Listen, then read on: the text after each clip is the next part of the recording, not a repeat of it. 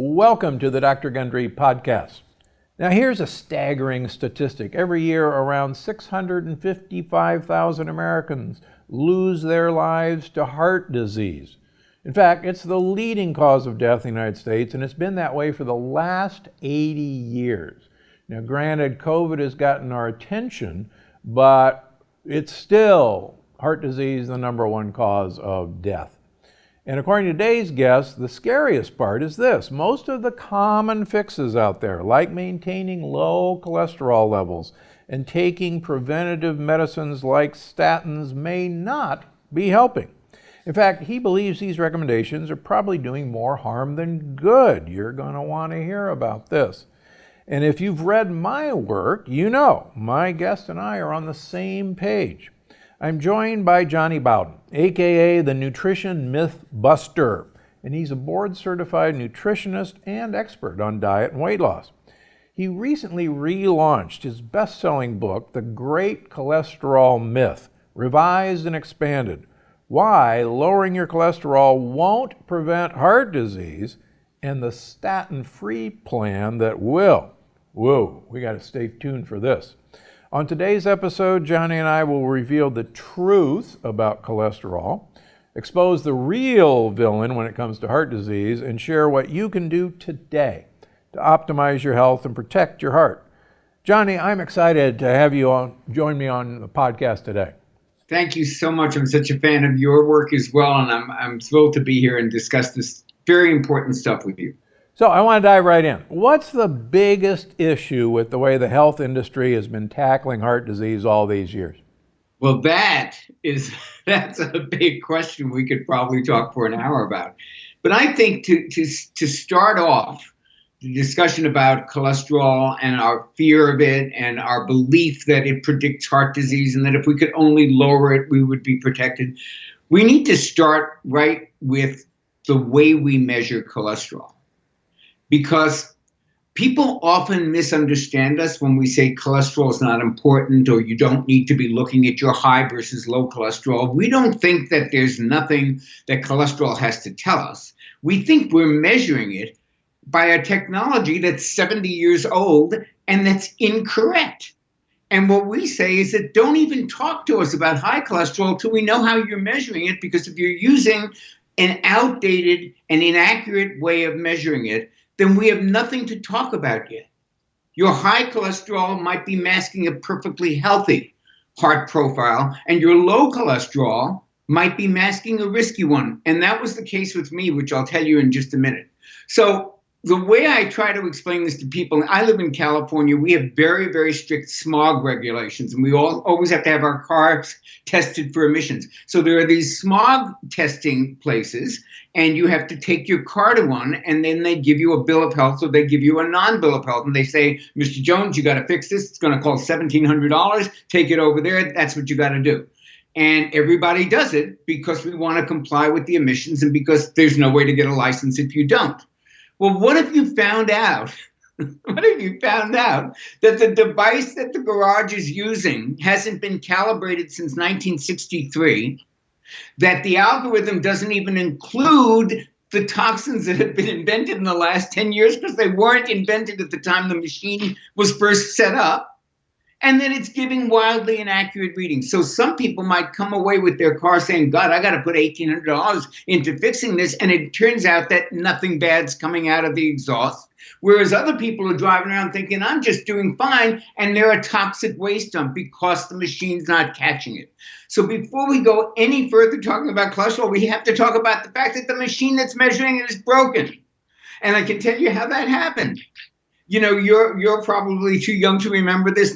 Most people that I tell this to don't remember it. But in the 60s, we had health fairs. And you would go to a health fair to kind of be educated about what was important about health. And there'd be somebody at the booth with a white lab coat. And they'd do a little fingerprint and a little finger prick. Yeah. And they'd say, Mrs. Jones, let's check your cholesterol. Oh, it's 240. Very good. Because at that time, actually, 240 was the amount that was okay. They keep dumbing it down so they get more patients, but they'd give you one number, and that was your number. Your cholesterol is 220, it's 190, this is good, this is bad. And around 1963-ish, the technology became more common where they could actually look a little more closely and say, you know what, cholesterol actually travels in containers. It doesn't travel in the bloodstream. It's hydrophobic. It won't last 1 second in the bloodstream. It's got to travel in containers. And it looks like they travel in two different kind of containers. One of them is an HDL, a high-density lipoprotein. The other one is an LDL, a low-density lipoprotein. But the L in both of those, HDL and LDL, stands for lipoprotein. That was the boat that carried the cargo of cholesterol. And now we had an improved way of measuring it because HDL and LDL, generally speaking, kind of did different things in the body. And scientists picked a way of describing them, unfortunately, very simplistic way that said HDL, we'll call that the good one, and we'll call LDL the bad one. But basically, there are two kinds of boats, and they're transporting the cargo of cholesterol. Well, that was great for 1963. And what I always say to audiences is the flip phone was great for 1989. You still want to use it when you have an iPhone 12? I mean, come on. So we now know, Dr. Gundry, that there are 13 different subcategories of cholesterol, not two. Not only that, we know they come in different sizes. And those sizes actually matter. Sometimes the size of a lipoprotein is like a big fluffy tennis ball. It doesn't really do much damage. Other times it's a nasty little atherogenic BB gun particle sized one. Those sizes matter. The pattern of distribution matters. And what matters the most is the number of lipoproteins. Because think about this. Just as a logical management task, if you've got to manage a crowd of millions of people, there's more likelihood of accidents. There's more likelihood of somebody has a gun. If you're managing a marine and you want to make sure the boats are all safe, the more boats in the water, more likelihood somebody accidentally bumps up against another. If you're a bouncer and a bartender, the more crowded the bar, the more likelihood somebody spills a drink, somebody starts a fight. It's the same thing with the bloodstream. We need to be looking at how many lipoproteins are in the water. And this is the punchline. We have the tests to do all of that.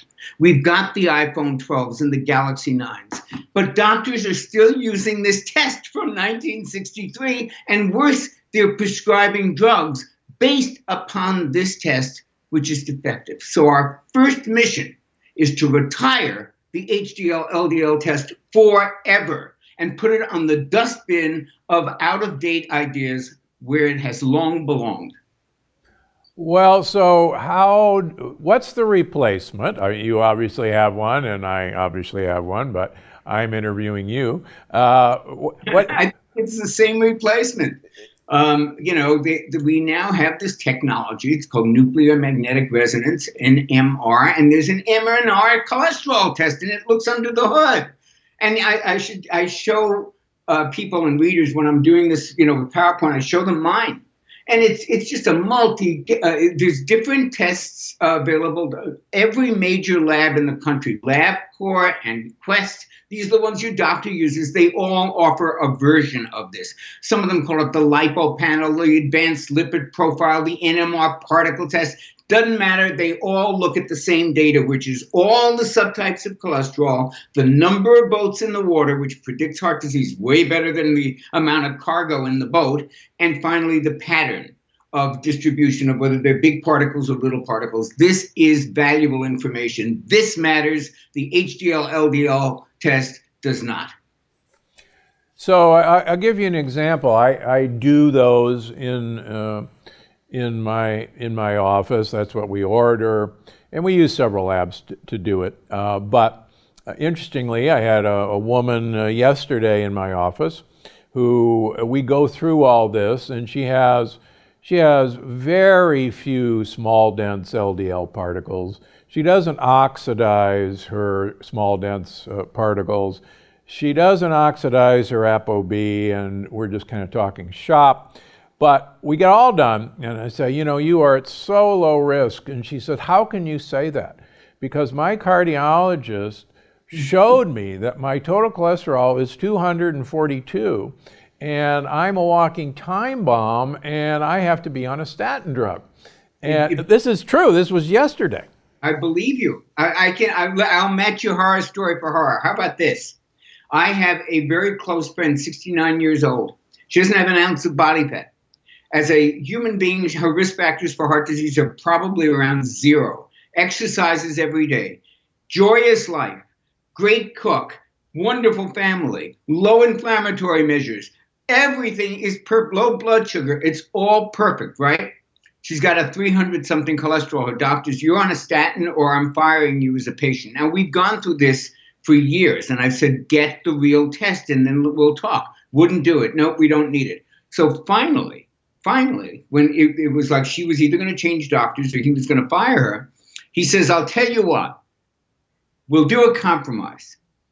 We'll do a calcium coronary scan. And for anybody, I'm sure your audience knows what that is. It's a picture. We're not going to guess because of the cholesterol. We're going to look inside the arteries and see if there's any plaque. And the scores go from 0 to like 1,000, and there's a whole algorithm. And so she's 69. She goes in. She says this, and they say this will be the final arbiter. Fair enough?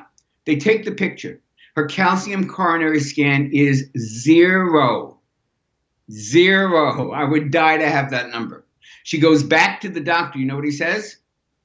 I want to put you on a statin just in case anyway. That's how entrenched this way of thinking is.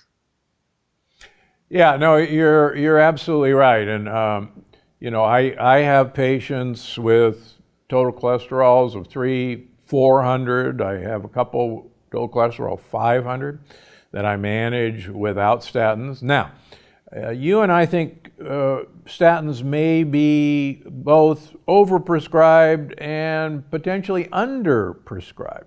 And I think before we go any further, to my audience, I'm not telling you to go off statins cold turkey. You need to talk to a doctor about this plan. I do prescribe statins. I use them to drop inflammation until I can teach you how to eat. And then it's very rare that I will use a statin once I teach you how to eat, because quite frankly, you probably won't need it.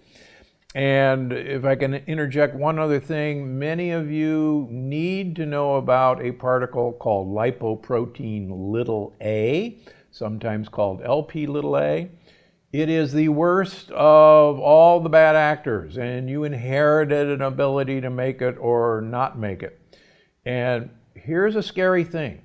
LP little a is probably the number one cholesterol particle that causes familial heart disease and early coronary artery disease. Statin drugs actually raise LP little a. And look it up, it's in the literature, and I can't tell you the number of times that I have patients who LP little a is clearly their issue. They've had bypass, they have multiple stents, they're taking monster amounts of statin drugs, and as we wean their statin drugs off and get them on niacin or niacinamide for their LP little a, lo and behold, their LP little a plummets, and just by getting them off statin drug. That doesn't mean tomorrow stop your statin drug, but Jonny, what do you say? Are statins? I couldn't agree more. First of all, I'm not a medical doctor, and even if I was, I'm not treating my audience over the internet, and I would never anybody ever to just drop a drug without supervision. So I totally agree with you about that. As far as statins, other beneficial effects that you mentioned, the inflammation one, I say this, and Dr. Sinatra says it all the time. Statins do a number of things.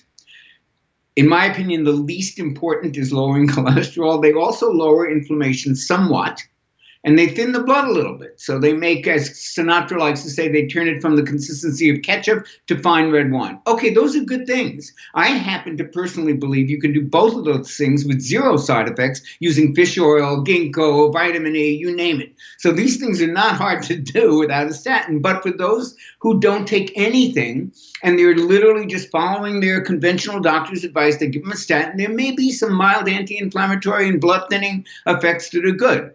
I would prefer to see those gotten through supplements that don't have a side effect profile like statins. But I agree with you. Dr. Sinatra agrees with you. There are cases in which they might be beneficial.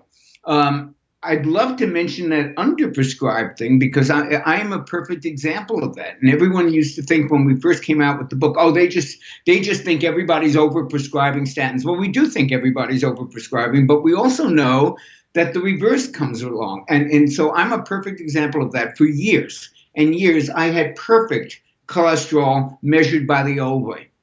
My LDL was under 100. My HDL was, it wasn't much above 40, but it was still okay. The ratio was good. Every doctor, oh, you're fine. Nothing wrong whatsoever. And then I discovered the particle test or the NMR test or the lipo panel or any of the ones that we're talking about, Dr. Gundry and I are talking about.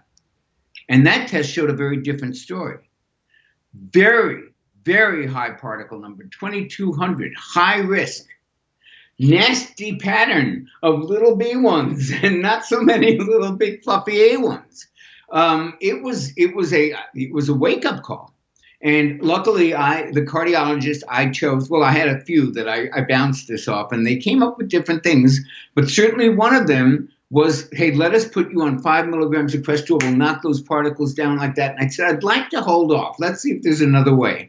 And I went to the cardiologist who is the head of the lipid clinic at Scripps Institute here in San Diego. And he's extraordinary. And I know that he has quite a repertoire of things, not just limited to statins. And I went to him and I said, here's my numbers. What do you think? And he said, well, the first thing is I hope you're eating a high-fat diet, which made me love him even more. But he designed a supplement routine which added to the things I was doing already.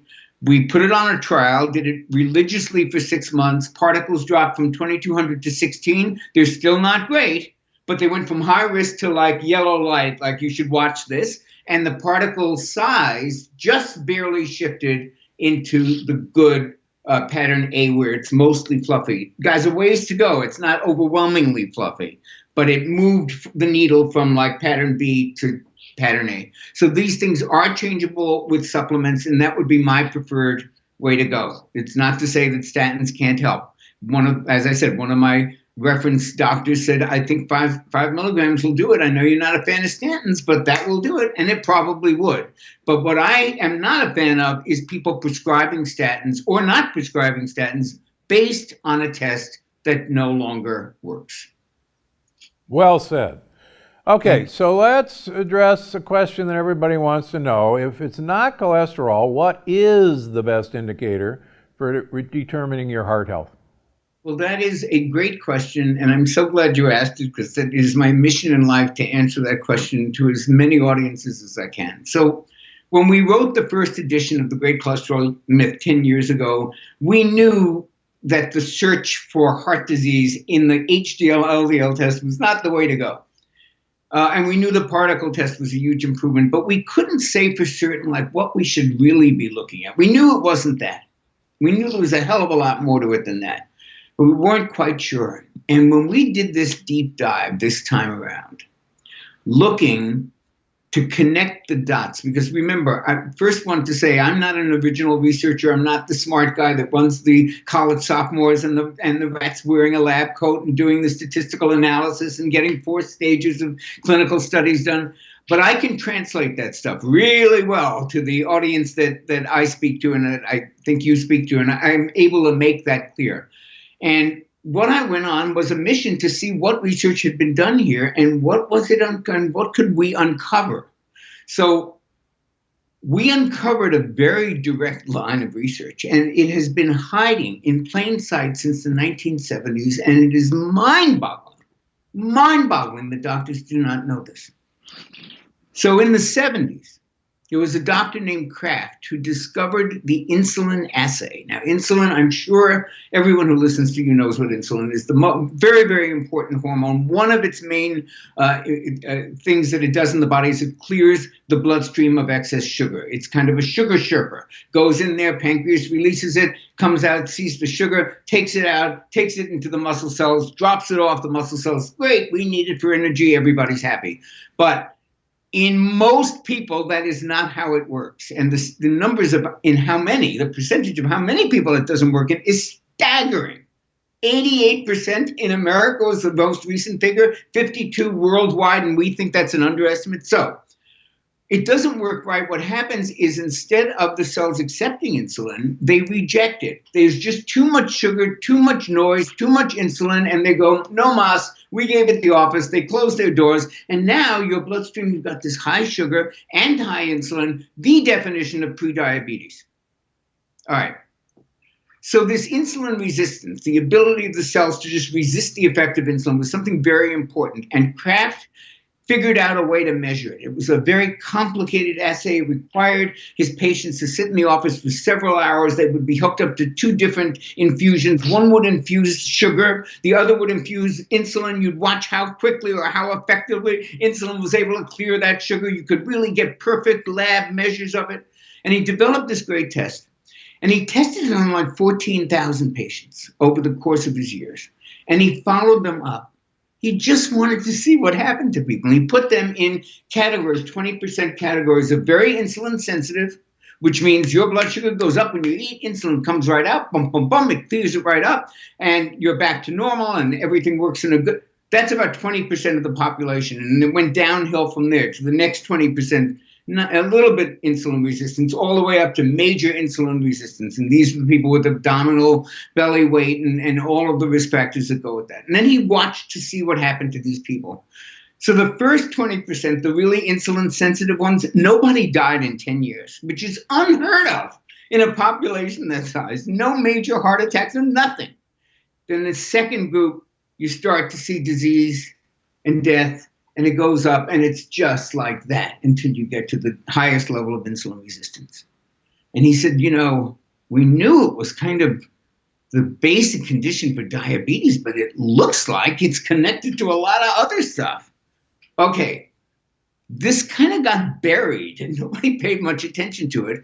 In the 1980s, a guy from Stanford comes along named Gerald Reaven, and he invents or labels something called Syndrome X. And Syndrome X was quickly replaced by metabolic syndrome, which is somewhat later replaced by prediabetes. It's all the same thing. And guess what he was talking about? Insulin resistance. And he said, you know, when you have insulin resistance and you have high blood pressure, you have abdominal fat, that's a condition of a group of conditions. We call that metabolic syndrome. It always is prediabetes. Well, we looked at all of this literature. And we made the hypothesis, which is not a big leap of faith, that prediabetes is diabetes. It just hasn't gotten the diagnosis yet. And guess what? Diabetes is pre-heart disease. 80% of diabetics die of heart disease. So when we looked at the literature that Raven had done, which was basically the same thing, he spent his career identifying this insulin resistance as a causal, central cause for diabetes and the entire cardiometabolic stuff. Towards the end of his life and his end of his research, he said, I wonder what else this insulin resistance is related to. And he basically did what Kraft did. He took everybody and he put them in categories. And once again, cancer. Lung disease, kidney disease, there was not a disease that it wasn't linked to. And Dr. Gundry, we put our book out, The Great Cholesterol Myth, late last year, and we basically say insulin resistance is the cause of heart disease. Now, let me put the caveat and the asterisk there. Obviously, it doesn't explain every case of heart disease in the world. There are 3-year-olds who were born with heart disease. But it tracks with heart disease as well as cigarettes track with lung cancer. I mean, cigarettes don't account for every lung cancer case in the world. There are people who get lung cancer who don't smoke, and there are people who smoke a lot and don't get lung cancer. But it sure is a good tracker. It accounts for like 800% increased likelihood. And it's the same thing with insulin resistance. So we wrote our book. We said insulin resistance, we think it's the cause of heart disease, with that caveat.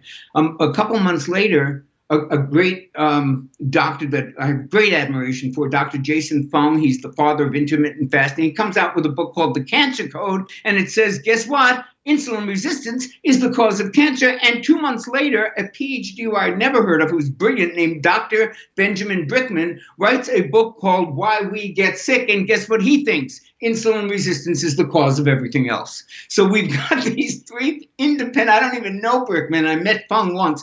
We've got these people who are kind of coming to the same conclusion, which is insulin resistance is at the core of everything. We know it's at the core of obesity and diabetes and heart disease.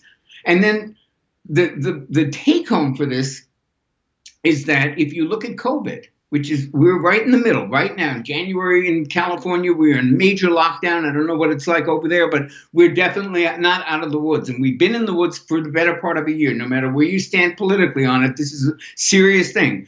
Look at every comorbidity for COVID, every pre-existing condition that we have all been told, oh man, if you've got that thing, that's a bad case, you're immunocompromised.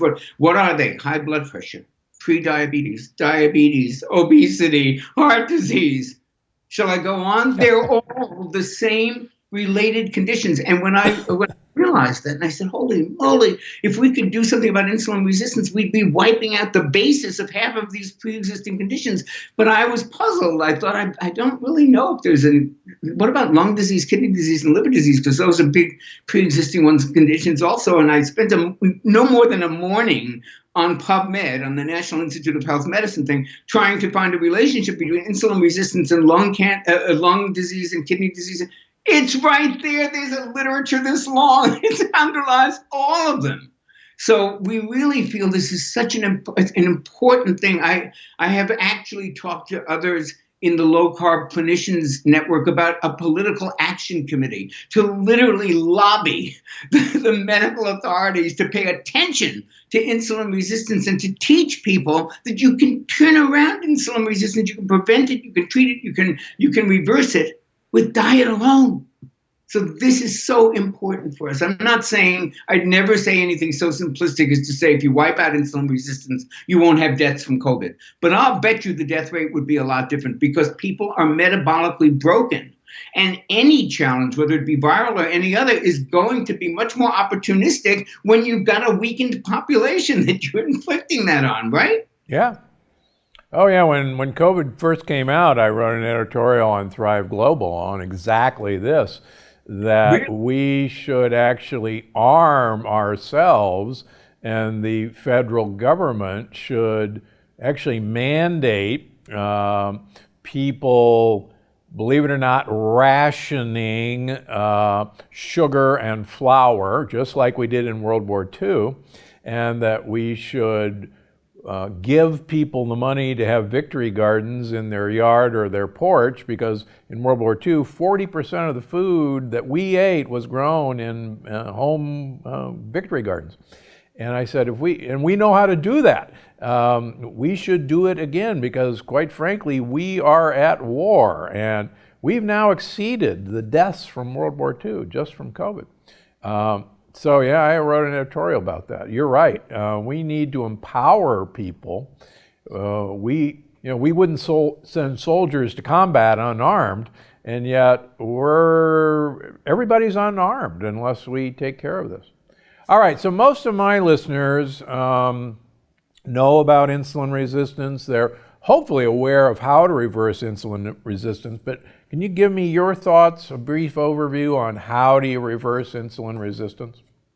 Well, I always start with, because I do find that it's a somewhat difficult concept to explain to the general public. So I'm always thinking about, how would I explain insulin resistance to a fourth grader? Because once you explain it this way, you see what the solution is very easily. So the way I came up with, and I would love your feedback of whether you think this will land for fourth graders or anybody else who knows nothing about biochemistry. So here's how insulin resistance works. You're a child, and when you were born, you're assigned a bucket, a little pail. And the pail is different for different children. Sorry, that's just the way it is. It's the luck of the draw. Some people get blue eyes, some people get brown eyes, but you get a pail. And for the rest of your life, and that pail may change a little bit, but not much. It's basically the pail that you get. You may eat as many carbohydrates as you can fit in that pail every day. As many as you want.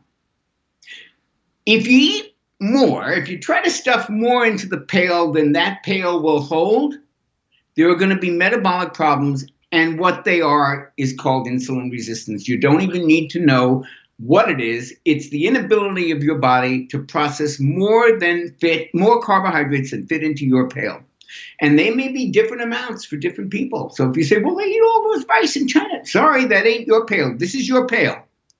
And when you take in more, blood sugar goes up, the pancreas can't keep up with the load. Eventually, you become insulin resistant. And that is what we've been talking about for the last 45 minutes. So it's basically your body's inability to deal with more sugar and starch than you genetically, hormonally, metabolically, whatever it is, then your pail will allow you to deal with. And that's what it is. So how do we reverse it? The answer is very obvious. We stop trying to shove more carbohydrates into the pail. And for many people, it may take zero carbohydrates. Their pail may have been so damaged at this point that they can't get anything in there, and you might have to go to zero. Those people are not, I don't think, in the majority, but they do exist. And there are people who've done it very successfully. Carnivore diets, keto diets, no carbohydrates.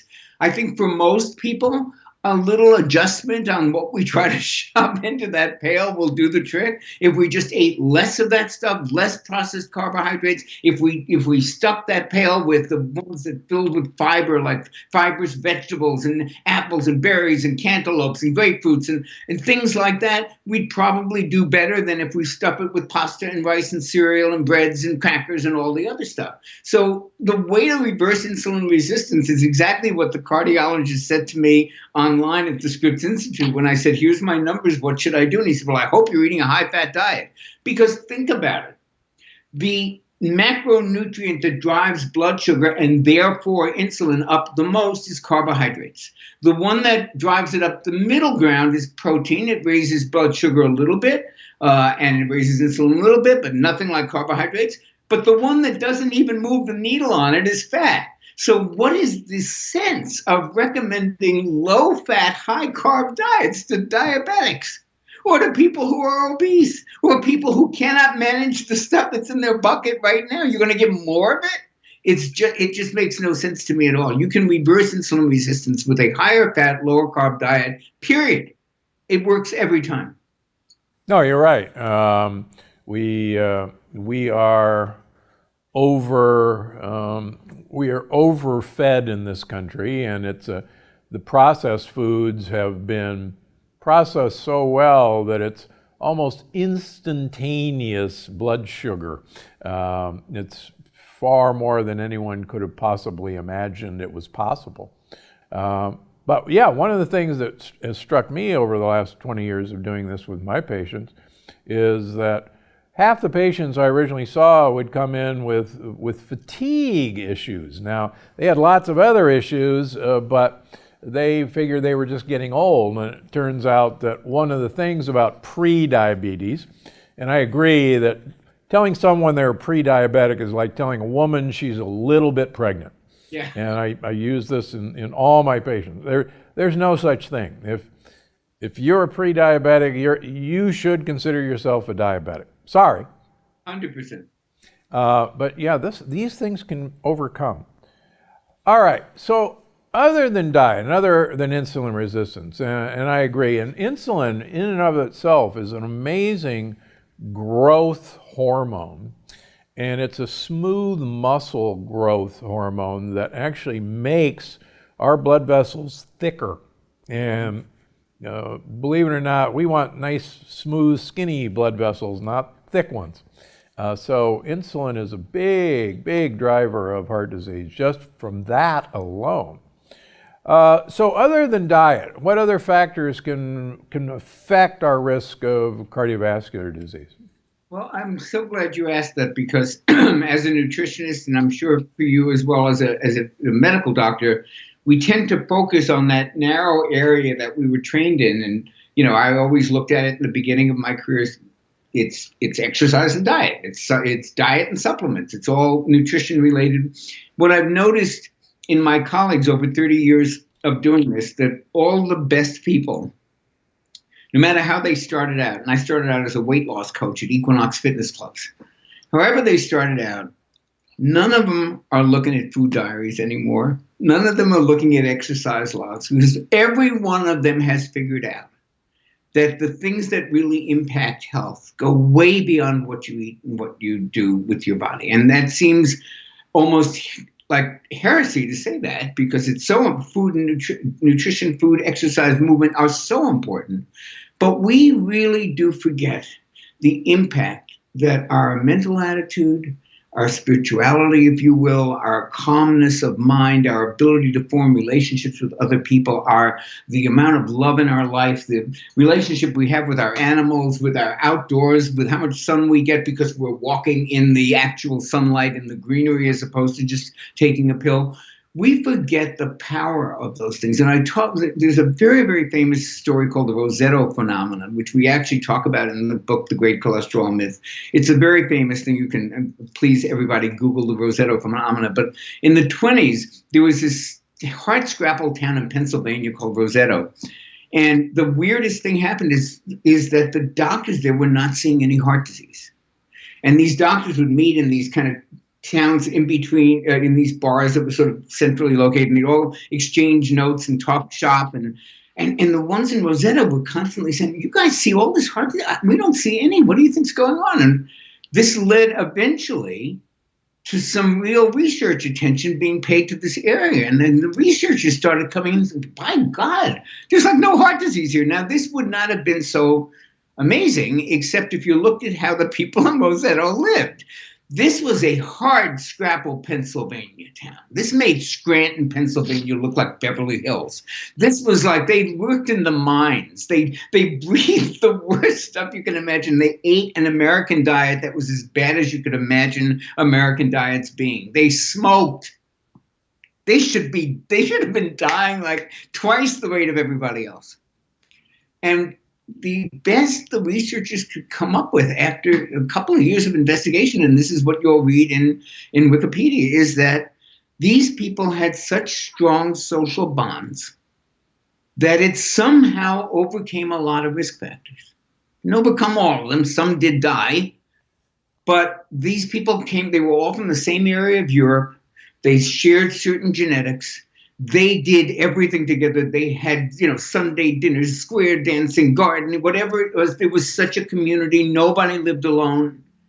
And they believed that those things really made that much of a powerful difference. And that's been kind of supported over the years. The blue zones, that wonderful research where they went across the globe to find at first 4 and then a 5th place was discovered as well. 5 places around the globe where people live to over 100 and they're all fine. I mean, there's just a very high percentage of centenarians, like the highest percentage of healthy people over 100. And these are not people in assisted living homes. They're marching goats up the hills of Sardinia. They're doing stuff. And what the researchers found, National Geographic team of researchers, was that they didn't all eat the same diet. They weren't all vegetarians. They weren't. I mean, there were just kind of lots of very big differences that they couldn't find. Like, what's one thing? Do they all eat meat? Do they all not eat meat?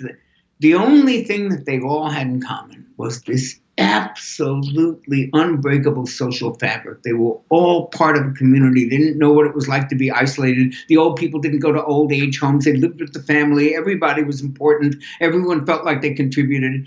And this was the continual thing that was true for all 5 of the areas around the globe where people lived the longest. So in our book, the last third of the book almost is about all the stuff besides what we talked about in the first 2/3. We talk about how important nutrition is. Obviously, you and I just talked about a higher fat, lower carb diet, reversing insulin resistance, which we think is the cause of all disease. We talk about exercise. But then in that 3rd section, we talk about meditation.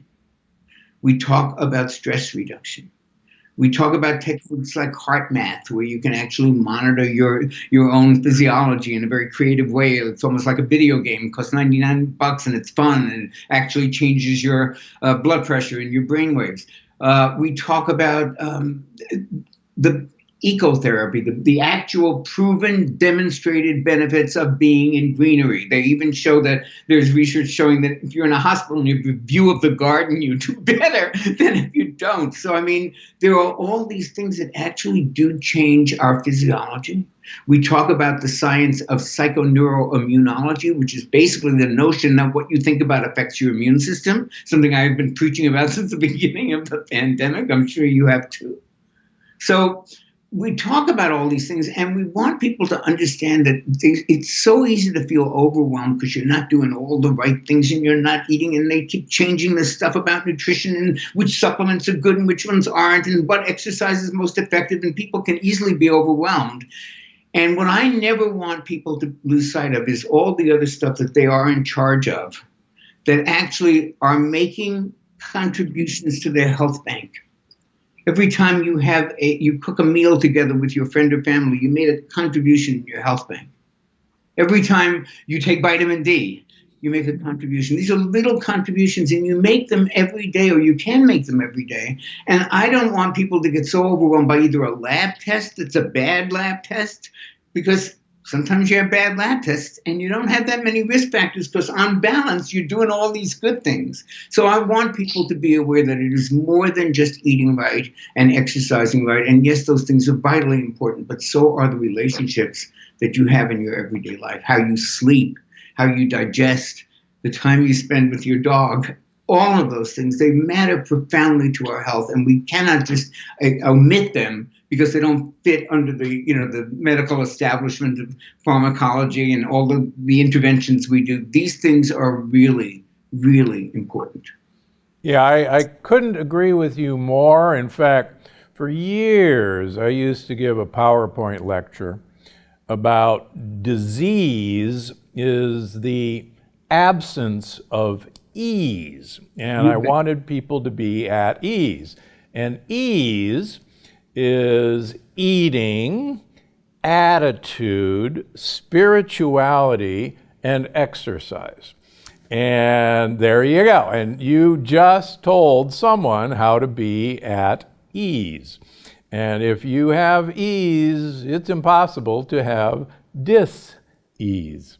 And yeah, so please, folks, get the book and ignore the first 2/3 because we just told you that. But if you do nothing else, follow. Jonny's absolutely right that it's connectivity with people, it's connectivity with the outdoors, it's your attitude that really is fundamentally going to change things. Good for you. Good for you. Thank you so much. This was such a great. I can't wait to read your new book and interview you for my podcast because I'll come. So all right. So where can listeners find your book and learn more about your work? How do we find you? Well, my book's on Amazon and any booksellers that still exist, but Amazon's usually the most reliable. All my books are on Amazon, and you can follow me on Twitter and Facebook and all that at Jonny Bowden, and my website is jonnybowden.com. No H in Jonny. Yeah, that's important. It's Jonny. There's no H, so don't type it in wrong, please. All right, well, it's been a real pleasure and good for you, and thanks for updating your book. Like I said, I've been following you ever since the first one. I love what used to be heresy, but now, luckily, it's becoming more and more less heresy. mainstream. All right, take care. Peace. All right, now it's time for our audience question. This question comes from David Ivers on YouTube, who said, Dr. Gundry, do you recommend toasted or untoasted perilla oil? Where can I purchase the best quality? Well, I actually use just untoasted perilla oil, and a couple of reasons I use it. And I've written about this. Perilla oil has some of the highest levels of alpha-linoleic acid there is to be found, even more than flaxseed oil. And it's got incredible levels of rosmarinic acid, which may be one of the real secrets in long-lived communities that we've just been talking about. So that's the same thing that's in rosemary. So rosmarinic acid is a great find in perilla oil. I like to use perilla oil in my salads, mix it with olive oil. I actually mix it with MCT oil, but that's a whole nother subject. What are the sources? Occasionally you can find perilla oil in grocery stores. You can find it in Asian stores, certainly Korean, Chinese stores will usually carry perilla oil. Worst comes to worst, go to Amazon. I have no connection with this company, but it's easy to remember. I get my perilla oil from Dr. Adorable. So if you think of me, you'll think of Dr. Adorable, and I have absolutely no connection. So great question. All right, time for the review of the week. MCP shows. Watch my interview on YouTube with Dan Walter, the first farmer to raise chickens on the plant paradox Yes Foods. I've been buying and eating Dan's pasture-raised chickens for almost 2 years. They taste better than conventional chicken, but what's even better is that they are not inflammatory. It has been almost 3 years that my husband and I have been on the plant paradox lifestyle. My husband, a diabetic, has been able to drop all his diabetes drugs as well as blood pressure drugs. We have both lost significant amounts of weight and feel fantastic. We are both looking forward to dying young at a ripe old age. Well, MCP shows, thank you very much, and thanks for enjoying that show. And this was a perfect question to include with what we just talked about with Jonny Bowden. You can reverse these diseases. You can get rid of these diseases just by making some simple changes in your life. And by the way, Dan Walter, if you're listening, I know my next chicken is on the way. I just got an email, so can't wait to get it. So thanks very much. This is a great review to include with what Jonny Bowden and I have just been talking about. You can reverse these problems. You can reverse diabetes. You can reverse high blood pressure with simple changes in your diet. And that's why I do all this, because I'm Dr. Gundry, and I'm always looking out for you. Before you go, I just wanted to remind you that you can find the show on iTunes, Google Play, Stitcher, or wherever you get your podcasts. Because I'm Dr. Gundry, and I'm always looking out for you.